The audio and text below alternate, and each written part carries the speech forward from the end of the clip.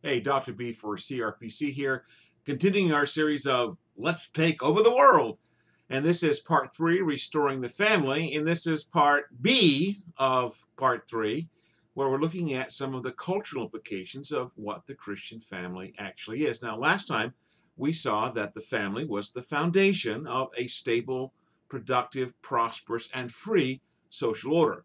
But we also began to examine some of the underlying sociological and cultural problems that can afflict the family. That men, because they are sinners, because they want to determine good and evil on their own apart from God, will take any good thing that God gives and distort it and destroy it and twist it and warp it one way or the other.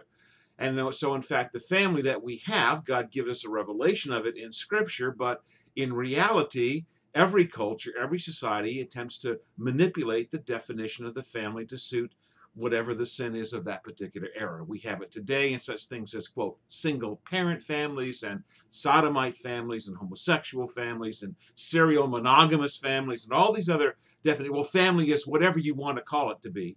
Well, yeah, you can go that way if you want, but there are going to be certain sociological, economic, political, cultural, environmental, emotional kinds of aspects beyond it.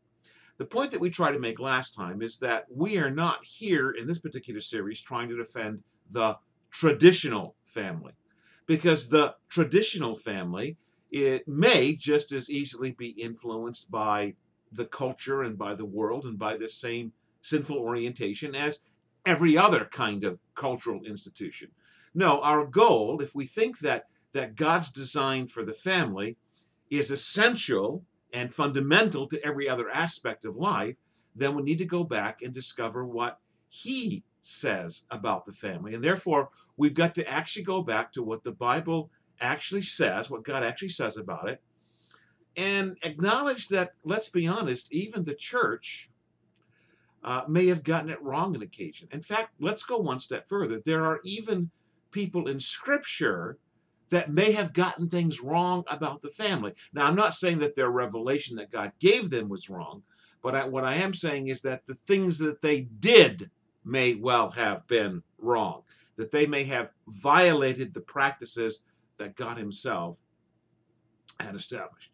So we could spend literally hours and hours and hours, and I could reference tons of volumes of book about ancient wedding and marriage customs and all this kind of stuff.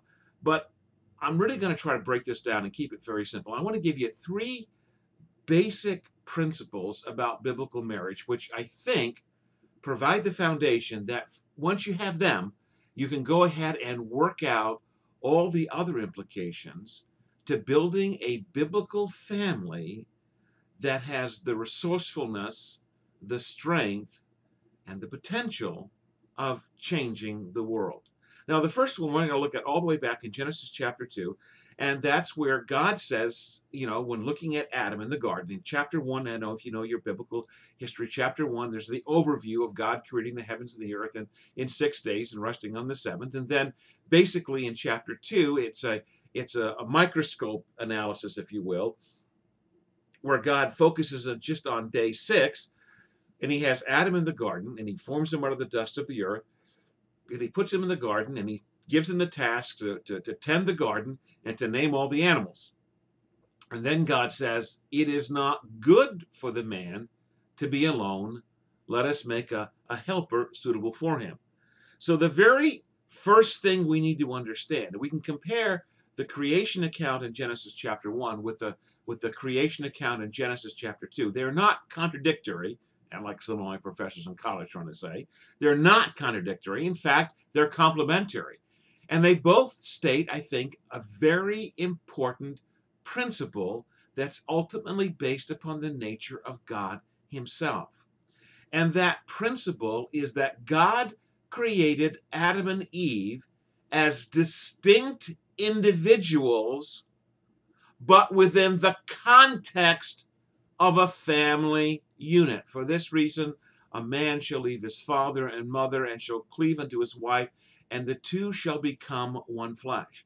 God creates both Adam and Eve, but He creates them to be together as a couple, as a family. And so I think the very first principle that we need to establish here is that from God's perspective, the vast majority of people, the overwhelming majority of people, God probably intends for them to be married. Now, I realize once I say that, there are folks that never get married. In some cultures, in some societies, even in American or British history, for example, the birth rates were such that there were more women that are born than men, and then basically what happens is that a lot more men die, for example, in accidents and in warfare and things like that. I think there was a study done about 19th century English middle class women, and basically what happened is that during the time when the British Empire was expanding, they were basically recruiting all these soldiers in the 19th century, and all these soldiers were going overseas, and a lot of them were dying in battle, or a lot of them retired and say in places in Africa or India. They may settle down with local women. And so basically what you had was this bizarre situation where there was there were more women, girl babies born than boys anyway. And then you have all these old maids. They never really are ever going to have a chance to have a husband because there just aren't enough men to go around. And there are lots of weird, bizarre things that you can follow through that if you want to. It's a really interesting study in ecology because basically single women tend to keep a lot of cats. Well, if you have a lot of cats and these women tend to live in the country, cats chase mice, and if they chase mice, then that has an effect on the mouse population, which has an effect on granary and things like that. But our point here is that that's an unusual situation, and there are people I know that are probably listening or watching this particular video here, and you may be in your 40s or 50s, and it may seem like wow, that love has just kind of passed you by. And if that is the situation that you're in, then you have my sympathy and my encouragement and my prayers and my advice to you is don't give up, because God is gracious and God's sovereign, and I'm not going to say why you're single. That's not for me. I don't know why, but I can't explain why God does what He does. But I am going to say that you will admit yourself, that basically most of the people that you know and you care about, they're married. Now, granted, there are all sorts of problems, difficulties, frustrations, divorces, all these kind of things happening. We'll get to that in a few moments. But here we want to lay down a principle that Christians need to get in mind, because the average Christian, when they think about this, they think about, well, this is my life, and so I'm going to enjoy my life. And if I find someone that wants to come along and do the same things that I want to do, then maybe I'll marry them. But then if they don't want to do what I want to do, then I'll divorce them and I'll move on. And I'm saying that's a basically bizarre, weird, and I want to say sinful orientation. If we're going to begin with a biblical presupposition, a biblical assumption, we need to start with the fact that God says the family is the basic building block, that we start off as children, but as soon as we get to a particular position in life where we can get married and start our own family, that's what we should be aiming towards, that we're going to find our greatest kind of fulfillment, our success, our happiness, our productivity. All of those things will come in line with a stable, healthy, normal relationship in a family. Now, we don't lose our individuality. It isn't because, remember, God created both Adam and Eve as distinct individuals, but He put them within the context of a family. Now, that should sound, if you're at all theologically erudite, it should sound very familiar. And we're going to keep coming back to this again and again. Remember, God created all things in the space of 6 days to reflect His own nature, His being, His character, and His attributes. What is the fundamental nature of God? There is one God, but three distinct persons. Each person has all the attributes of God, all the power of God, all the glory of God. But they're not three gods, there's one. The most basic aspect of God's nature is unity and diversity. Those two things are equally ultimate. There's one God, but three persons. Each person loves the other persons and knows the other person and genuinely communicates with the other persons. But ontologically, in the nature of their being, there's one. And guess what? The most basic aspect of human social relationships is the family. For this cause, a man shall leave his father and mother and shall cleave unto his wife, and the two shall become one flesh. That one flesh bit there is not just a quaint Old Testament-y ancient way of talking about doing the naughty thing. No, that in fact, I think it's encapsulating, it's summarizing And it's explicating in one sense or another what it means to be married. When two people come together, yeah, there is a physical union, which is kind of fun and nice and wonderful, and we talk about that some of the time. But on the other hand, that's more. Paul is very clear about this in 1 Corinthians, that this is not just a physical union. In fact, there is some sort of a spiritual connection, which is why, one of the reasons why the Bible is so down on, connecting physically with people that you're not married to. Paul says it's an abomination if you join with a harlot. It's a bad thing because you're joining what is holy to that which is unholy. It's more than just a feeling or an urge. It's more than just satisfying an appetite, like when you're hungry or you're thirsty and you eat or you drink something. Or when you're cold and you put on something warm, or you're hot and you take off something, you fan yourself. It's more than just a physical thing. It is a spiritual thing, because that's the nature of God himself. His relationship is diverse. There's three distinct persons, but there's also union between the two. And God gave this thing called sex as a means of uniting male and female to make the two one, which is an image, a type, a shadow of who and what he is. There is an ontological unity, while at the same time there is an economic distinction between the two. Now, this is where it's going to get real frustrating and real annoying for some people, because the next thing I'm going to say is guaranteed to get some people, if they're got this far, they're going to hit the dislike button. They're going to slam this thing off. They're going to write a nasty thing in the comment because they don't want to hear this, because this is where the Bible begins to run afoul of modern culture, or modern culture runs afoul of the Bible. There's one God in three distinct persons. Each person is fully God, has all the honor of God, all the glory of God, all the power of God. But they're not three gods, there's one. But this is called the ontological Trinity, by the way, that the persons of the Godhood share equality of being, honor, glory, power, etc. But there's also a second aspect to the doctrine of the Trinity, and that's called the Economic Trinity. No, it's not to do anything with money, but it does have something to do with work, because each of the persons of the Godhead have a distinct function. For example, the Father plans redemption. The Son carries it out. And then the Holy Spirit is the one who makes it effectual. Now, is God the Father more God than God the Son? No. They're both equally God, fully, totally. They are Yahweh. They are God. But does the Son obey the Father in everything? Yeah, he does.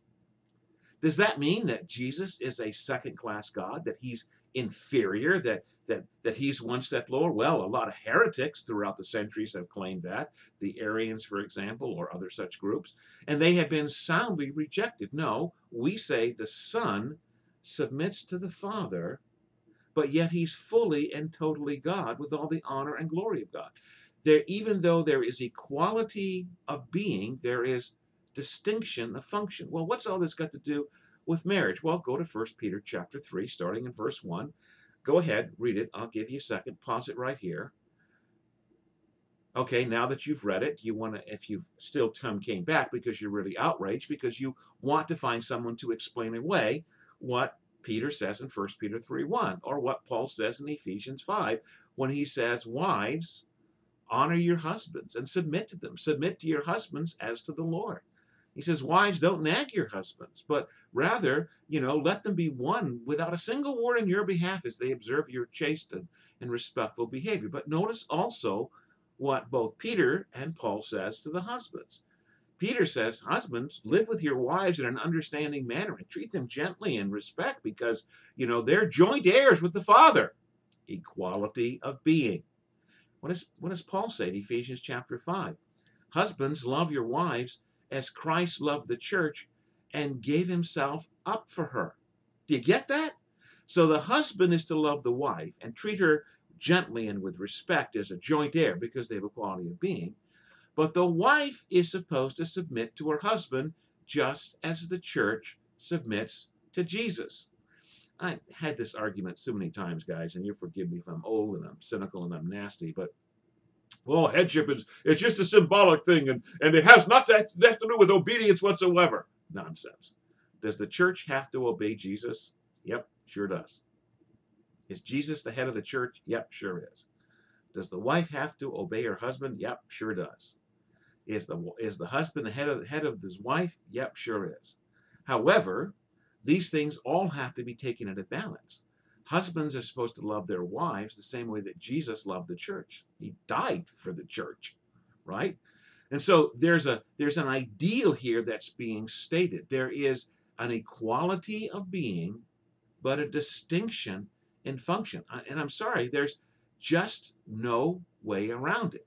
Now, specifically in Ephesians chapter 5, the husband is to love his wife, and his responsibility is to sanctify her. Husbands, love your wives as Christ loved the church and gave himself up for her, that he might make her holy by the washing of the word, presenting her to God, stainless, without blame or without stain or wrinkle or blemish, etc. And so, gentlemen, if we want to build a biblical family, we've got to start with this basic assumption right here. The wife does not exist for your sexual, your physical, or your emotional pleasure. You are to be her head. You have a divine obligation to this particular woman, that because of your marriage to her, that when you stand before God on the day of judgment, she has to be wiser and holier and godlier and more wonderful towards God than if she hadn't met you. That's your task. And if you don't do that, you're going to be judged. God's going to hold you accountable for whether or not that woman, so that means that you have to take the initiative to do family worship. You have to take the initiative to instruct and train the children. You have to take the initiative to help her to deal with her sins, her problems, her weaknesses. So look what this means, guys. It means that not only do you have responsibility before God for your sins, your weaknesses, your temptations, your trials, your tribulations, but when you become the head of a household, when you become a married man, you're also taking on the responsibilities of your wife, and then if God grants you children, of your children as well. It is your job and your responsibility. In biblical Christianity, the wife does not exist for the pleasure or convenience of the husband. The children are not there to give him a chance to relive his own glory days as an athlete when he was, or whatever.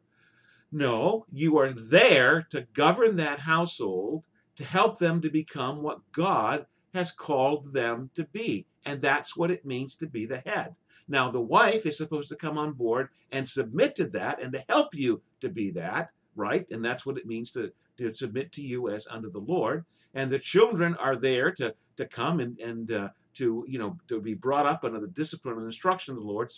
Very same passage. Ephesians 5 goes on to Ephesians chapter 6, which says, husbands, don't exasperate or fathers, don't exasperate your children, but bring them up in the discipline and instruction of the Lord. So there is the basic duty and the basic fundamental requirement that the husband is to be the head of the household, and he's responsible to make sure that household is growing in grace, in obedience, and love of God and love of one another. That's what you're doing, guys. Your marriage, your family will succeed or fail depending upon whether or not you do what you're supposed to do. Secondly, second principle, the purpose of the family in general is to exercise dominion over God's creation. That God created the family as a means by which he will exercise his dominion over his creation. That goes all the way back again to Genesis 1:28. Let us make man in our image, and let us give him dominion over the fish and over the sea and over the birds and over the lambs and all this kind of good stuff. Let him be fruitful and multiply, to fill the earth and subdue it. Now, I think it's kind of important here that we think about this just for a moment, that when God said this, the creation had not been affected by sin. Insofar as we can understand the world before the flood, there was no entropy, there was no death, there was no decay, but the world was basically empty. So God creates Adam and Eve, and he puts them in the garden, and basically he says, okay, be fruitful and multiply, fill the earth and subdue it. The very first task that Adam had in the garden was to tend to the garden. Now, there's no weeds to pull out, right? And all the food that he needed was growing off trees around him. So but the only task he was given was to name the animals and attend the garden. And basically, what we can conclude from that is that basically, Adam's original task was kind of scientific, categorizing, naming the animals, and artistic, tending the garden. I mean, he was a gardener, and he would, since he didn't have to, weed and things like that. We can imagine that he was basically, putting flowers and shrubs and things together, as well as working with the fruit trees, and maybe there was some grafting involved. I don't know, whatever goes into this kind of thing. But basically, once he had learned that, once he started having children, if he hadn't sinned, then very quickly the garden would have been full up. I mean, there's only so many people that can fit in a garden. And then what he was supposed to do is that his children would have moved outside of the garden, and the world out there wasn't evil. There was no sin. There's no monsters. There's no death, at least as far as we understand. But it was wild. It was swamps and savannas and all this kind of stuff. And so basically, Adam's children would have moved out from the garden, and they would have filled the earth, and they would have recreated in the world outside what was already perfect in the world inside. You see, even if you have perfection, they have no death, no decay, nothing like that. There's still a lot of work involved in ordering things. Say for example, you want to build furniture, right? I mean, you want to build things to hold things, right? Well, you got to cut down trees, and then you got to take the trees and you got to turn them into planks, and then you've got to learn how to do this. And maybe you want to make tools, and so because obviously if you've got metal tools are going to be better than one's made out of bone. Well, I don't think if you bone available if you've got no death in the world. So, but made out of basically, things like rock. I mean, you can do a lot better with a steel chisel than you can with one made out of flint. But steel means you got to smelt, ores, and you've got to. There's all sorts of things that have to be done. And so basically, none of these things would have been sinful or bad. They wouldn't have been done for survival. But you would have built buildings and streams would have had to have been crossed, so bridges might have been done, and houses would have been made, and even temples, I guess, could have been constructed, and those would have taken time to do. Fields would have had to have been planted. All sorts of things would have had to have been done that don't require sin or death in the world to do. And Adam and Eve and their children would have learned it in the garden. And so the means by which God would govern this new world that he had created is if Adam and Eve bore children, taught their children to know and love God, taught their children the skills they needed, and then generation by generation by generation, this would have worked out so that the whole earth would have been full of the glory of God. And there was no sin, but perfection would have become more perfect, better. It would have glorified God. Think about this. Think about you're walking outside one day and you look down and you find the biggest diamond you've ever seen. I don't know if you've ever seen a diamond in the rough, but go look it up on Google if you want to. There are some pictures of like huge diamonds being found, and basically what it looks like is kind of ugly. If you didn't know what you're looking at, you wouldn't say, oh, that's a diamond. Diamonds are not like you find in like Snow White and the Seven Dwarfs, where the dwarves go underground, they're mining all these jewels. The jewels are all faceted. No, the actual stone itself is kind of like just a rock. What makes it beautiful, but it's all there, but what makes it beautiful is a very talented jeweler, taps at the rock at certain places and flakes off certain things, and then you create the classic thing that we call a diamond. Diamond is perfect in and of itself, but with a little bit of manipulation, a little bit of ingenuity and skill, you make it something incredibly better than what it ever was before. I think that's what God, intended before man fell into sin. Now, since sin did enter the world, it doesn't change the dominion mandate. The dominion mandate is still there to be fruitful, to multiply, to fill the earth and subdue it. All God says in Genesis chapter 3 is that now it's going to be a lot more difficult. For example, God doesn't say, okay, you can't be fruitful anymore. He does say, okay, woman, you're going to have great pain in childbirth. He doesn't say you're not going to continue to work and extend dominion in the world of man. He says now, the land is going to grow thorns and thistles, and you're going to have to work and eat by the sweat of your brow. And again, we don't have time to go off in too many tangents here. But guys, I think that was actually a blessing of God for whatever it's worth. Because when men have to work to feed themselves, they don't have as much time to be as sinful and wicked as they otherwise could. If you're out there working 10, 12 hours a day just to get enough food to survive, you're not going to be out. You don't have time to go out there and do a lot of other wicked, horrible things. But anyway, the point being is that the family was the means by which God wanted man to exercise dominion in his name over the earth. Now, when you mix this with what we said earlier, it has a profound influence. The family is not primarily something for your comfort or your amusement. Now, we mentioned this, alluded to it already, but it's something that's reinforced. The family is God's institution to achieve a certain function. Just like I would argue, and we don't have time to look at it when we get to this particular segment, the government, the state, is an institution that has a certain function according to God. The family has a certain function. Now, granted, because God is gracious and good and wonderful and kind, then the family does give us emotional security and psychological security and physical, all that kind of stuff. There's lots of great, wonderful, good things that come from the family, but it doesn't exist. It's kind of like saying, you know what, you go to work, and then they give you money, and that money, it gives you, money to buy food and to, pay for your house and your car. And if you get the right kind of job and you have the right kind of skills and you make enough kind of money, you can also buy things like a boat maybe, or a television set or something like that. But your job doesn't exist to give you all of those good things, right? The job exists to do something. It might, wherever your job is, it might be fixing something. It might be creating something. It might be academic or whatever. But the fact is that you do that, and there are benefits that come. People who don't get that usually end up being very terrible workers. I mean, I got to say this, not to be nasty, but the worst job in England is a shopkeeper. Because the shopkeepers, I've had this happen so many times when I lived there, over the years. You go into a shop and the shopkeepers are talking.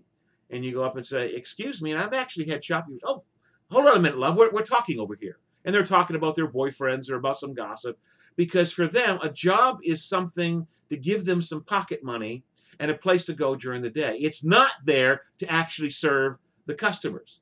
And that affects almost, the guys who work in your cars, the guys that are plumbers or carpenters or come to fix your roof. They all have the same orientation, the same attitude. A job is just something to get them out of the house during the day, to give them something interesting to do. It's not actually to provide a service. Now, I realize I'm denigrating and insulting a great many craftsmen in England, and I'm sorry about that, guys. There are some of you there. But you got to admit, the other thing I'm talking about is also really true. And that's an attitude that's lost. Guys, we need to get this. The family, it gives us great benefits. It gives us great blessings. There are incentives for us to have a family. But its basic orientation is not for us. It is, in fact, for God's glory to subdue the earth according to his will. It's a mechanism. Now, this changes our whole orientation. Because what it means is that we're no longer just looking for what we can get out of it. Christians should have, as a bare minimum, not just thinking about, okay, my wife, my kids, maybe my grandkids. You should be thinking about your great-grandchildren and your great-great-great-grandchildren. The Psalm says that the godly man, the Proverbs say the godly man lays up an inheritance for his grandchildren. And that's, he thinks long-term, multiple term. It's not just about us, but for the distant future. Remember all the times that God says in the Old Testament and in the New Testament, Acts 2, 38, 39, for this promise is for you and your children. We're supposed to have this future orientation that almost nobody has anymore. And that brings us to our third principle. And this, I think we'll probably wrap it up here.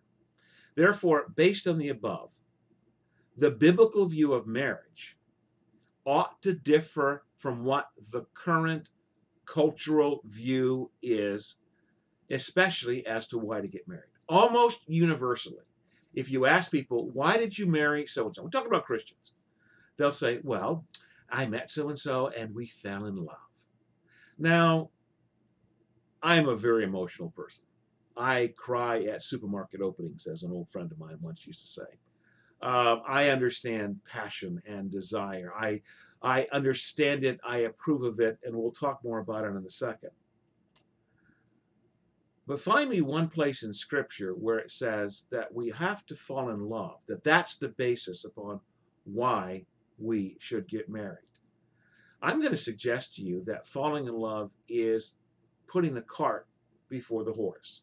Though universally regarded today as being the sole basis, the sole reason why you should get married. And, rom-com, chick flicks are all about, finding true love, right? I mean, one of my favorite movies is The Princess Brides, and, love, true love.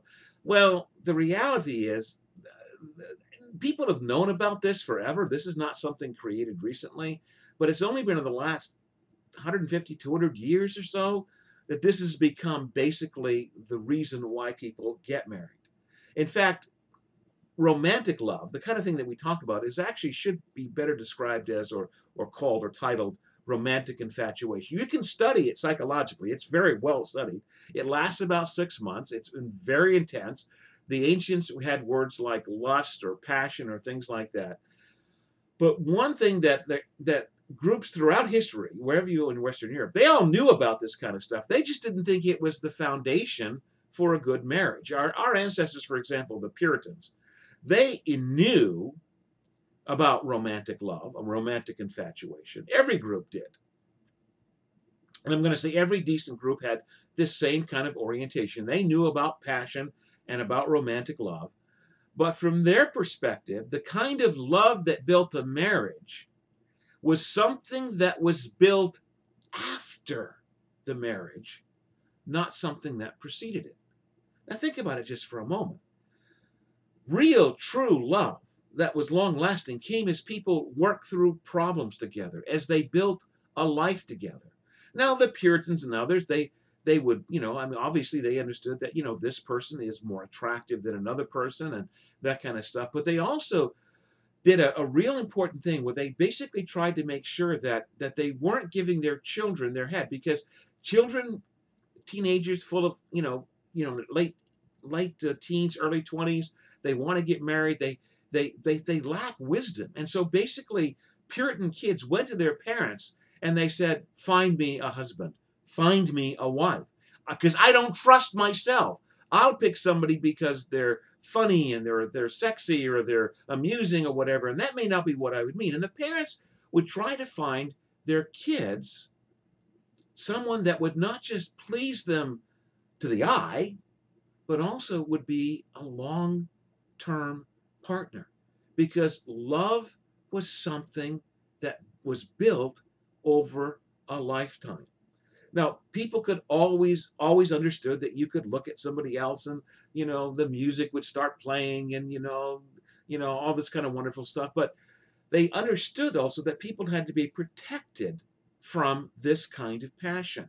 This type of infatuation was seen as a serious fault. This kind of passion led people to breaking their vows, to breaking their vow of chastity or fidelity or their vows of marriage. This made them become estranged from their families, and there are all sorts of terrible reasons. There's a reason why Romeo and Juliet is called a tragedy. They die at the end. This is not supposed to go, oh, those poor kids. Oh, no, it's supposed to be a dire warning about giving in to the passions of, being an adolescent. It's not a good thing. Now, remember, it's not as if the Bible doesn't understand passion.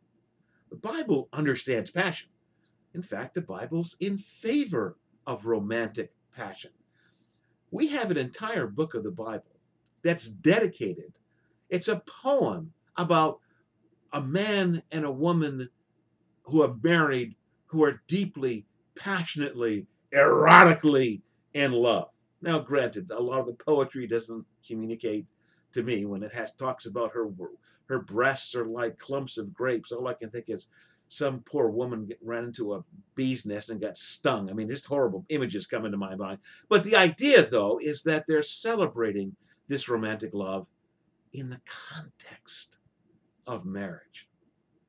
And so, therefore, when we get married, the criteria is not do I like this person? Did this person float my boat? There's this thing about, oh, I'm going to have to settle for someone. A lot of people have completely, totally unrealistic expectations. I've known men who really think that they need to have a woman like the beautiful women they see in films or television, and they don't realize that unless they're really wealthy or really attractive themselves, they're not going to attract those kinds of women. I know women who think that they are going to get this wealthy superstar, whatever, and they're just never going to do that.